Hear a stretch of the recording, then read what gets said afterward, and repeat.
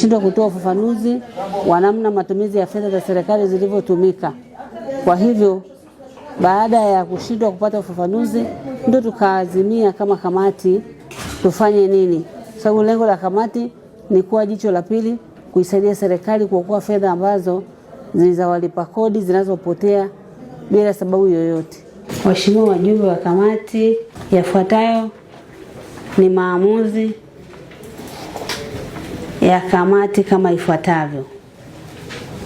Kamati haijaridhika na namna ya majibu ya hoja za ukaguzi yaliyotolewa, hususan kwenye maeneo yafuatayo: changamoto katika manunuzi kwa kutokuzingatia sheria, mfano manunuzi ya bilioni 29.77 ambazo zilitolewa na wazabuni wasiokidhi viwango na bilioni 1.54 zilizotolewa kwa watu wasiokidhi viwango. Pili, kamati haijaridhishwa na ujenzi wa barabara chini ya kiwango wenye thamani ya shilingi milioni 523. Tatu, kamati haijaridhishwa na madai ya ziada ya shilingi milioni 718 ambayo hayastahili na hayakuzingatia masharti ya mkataba. Kutokana na masuala hayo mazito, kamati inatafakari hatua zaidi za kuchukua ili kushauri bunge ipasavyo. Hivyo kwa leo tunaishia hapo na tunawatakia mchana mwema. Kabla hatujaagana, namuomba naibu katibu mkuu na mwenyekiti wa baraza kama una chochote cha kuzungumza.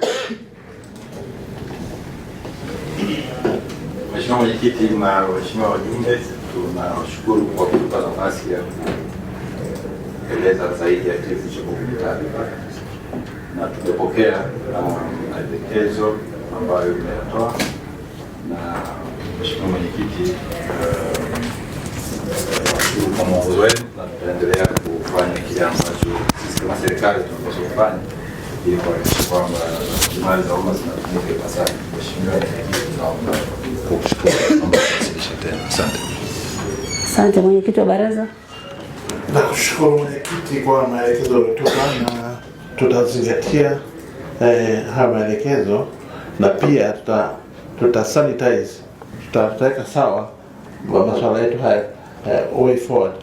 Kwa hiyo ina maana kwamba tutajitahidi kwamba miradi yote ambayo tunaendelea kuifanya tutarekebisha hayo, na pia tutahakikisha kwamba haya yajitokeze tena katika baraza letu, na inaonekana kwamba ni kwa bahati mbaya imetokea na kwamba haikuwa kusudia, ila ni kukiuka taratibu chache hapa na pale, na hilo ni swala la usimamizi wa sheria, kanuni na taratibu kwa kuzingatia hali ya juu kusimamia STK, sheria, kanuni na taratibu. Na hilo nilichukua kama mwenyekiti, na nitasisitiza management wasimamie sheria, kanuni na taratibu za kufanya mambo ya baraza.